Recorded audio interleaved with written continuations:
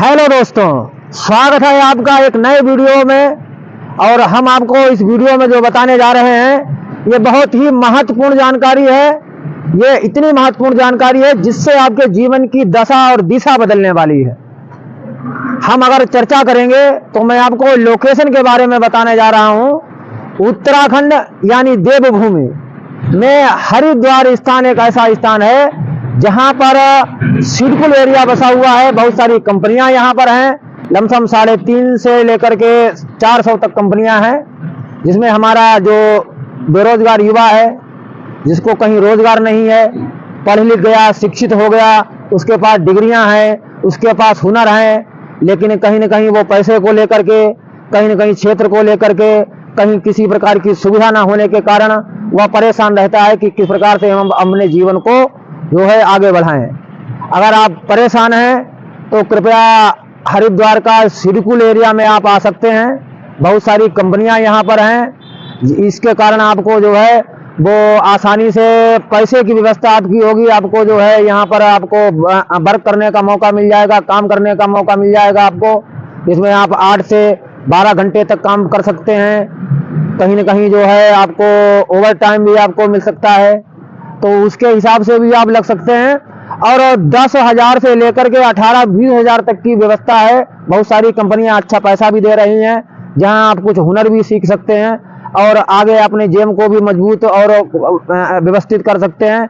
और कुछ समय के बाद में आपको अगर लग रहा है कि हम पैसे की व्यवस्था कर करके अपने क्षेत्र में जाकर के कहीं कुटीर उद्योग है, कहीं छोटा काम है, ऐसा कर सकते हैं, जहां से आप 300, 400, 500 रुपए तक आसानी से पैदा कर सकते हैं और अपने जीवन को, परिवार की बागडोर को आसानी से चला सकते हैं, अपने घर को अच्छी तरीके से संचालित कर सकते हैं।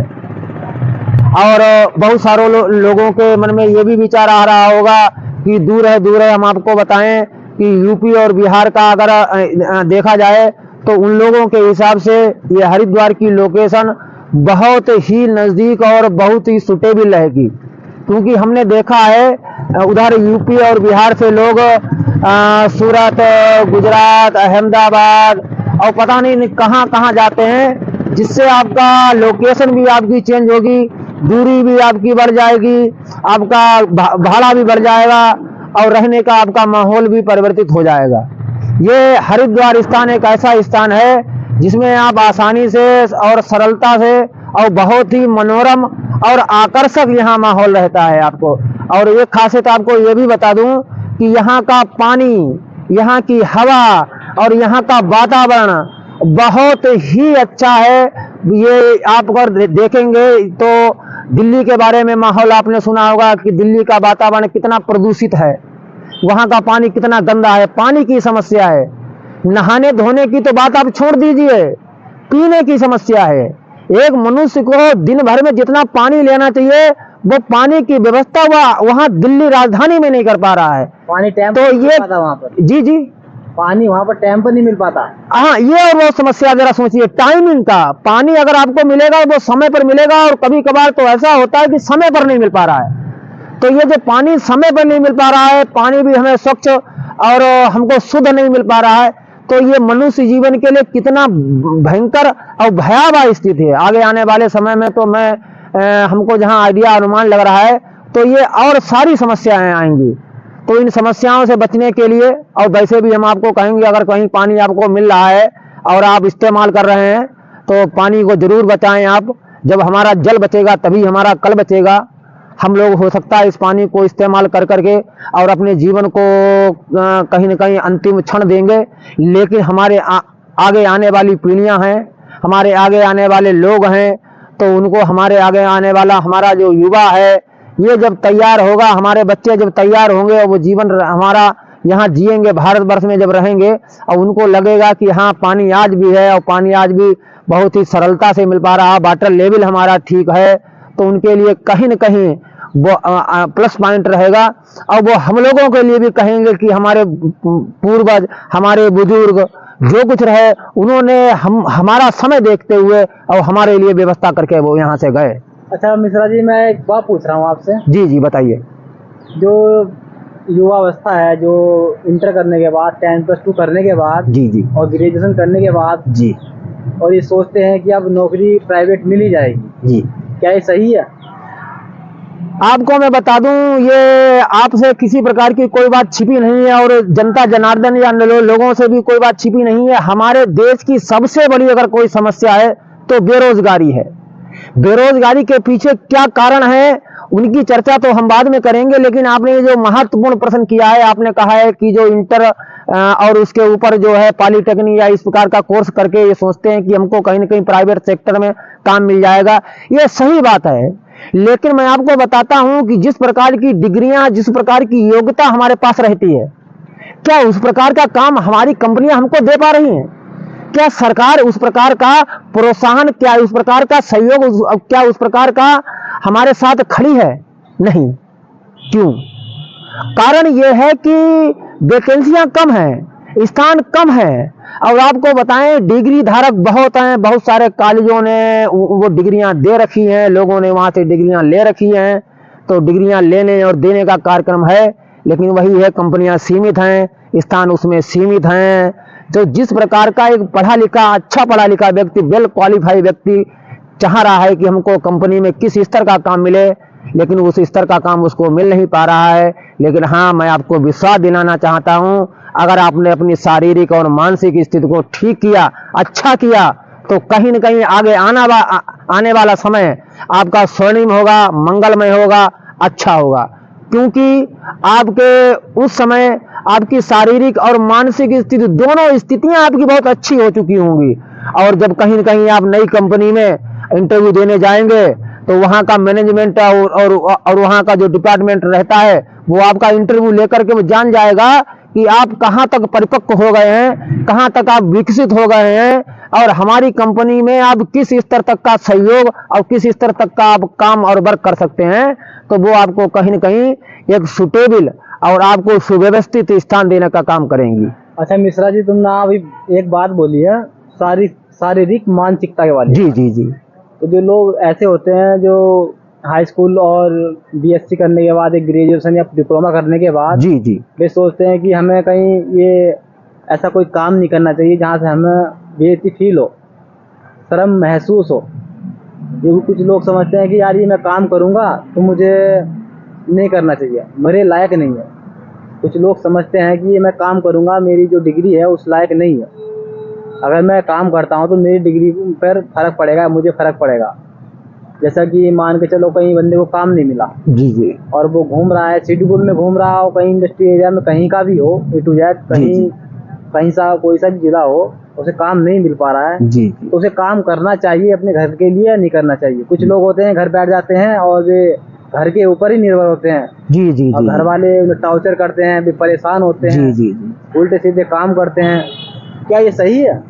बहुत ही, जो आप जो प्रश्न बीच बीच में जो ये ला रहे हैं, बहुत ही दिल और मन को छूने वाले प्रश्न हैं। आपने कहा कि ये जो हम डिग्रियां बड़ी बड़ी ले लेते हैं, योग्यताएं हमारे पास बड़ी बड़ी होती हैं, और हम जब कंपनी के गेट पर जाते हैं, मैनेजमेंट से मिलते हैं, तो मैनेजमेंट कहता है कि भाई ये काम नहीं है हमारे पास, तो ये काम है।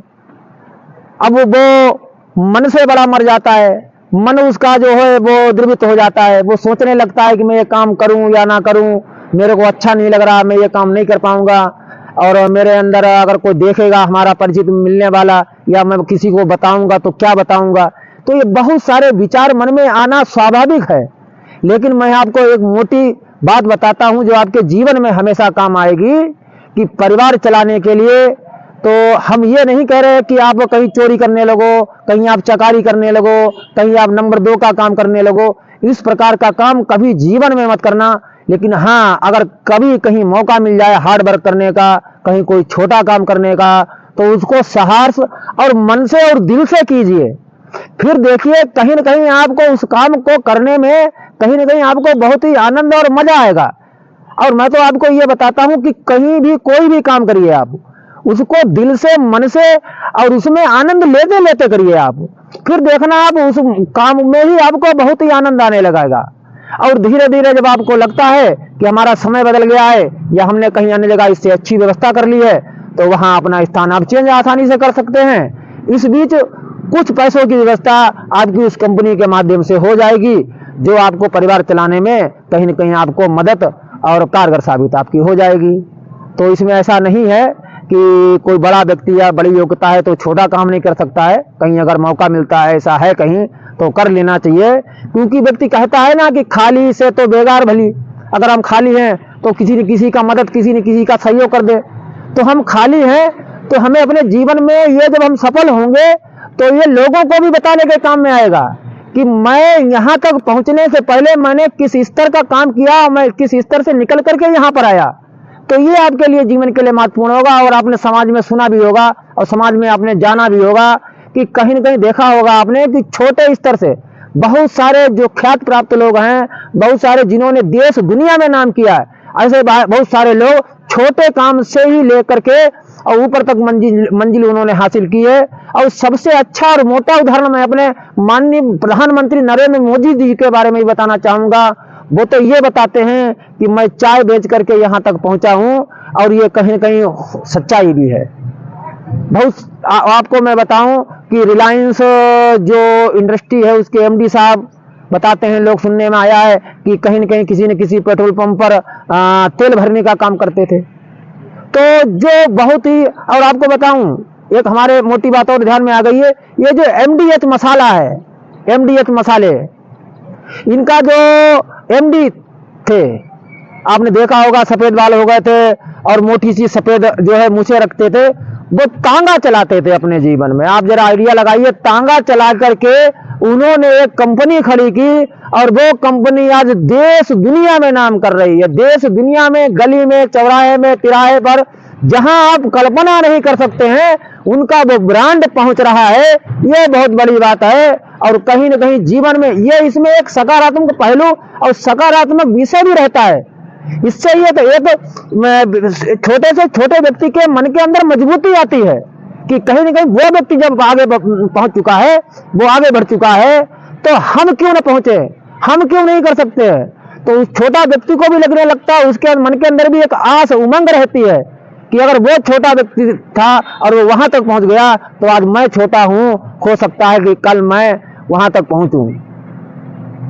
और कुछ विशेष अगर आपको लगता है, मन के अंदर आपके कुछ विचार हो, तो उसके बारे में भी आप हमसे जानकारी कर सकते हैं, पूछ सकते हैं। तो उसके बारे में बता रहा हूं आपको।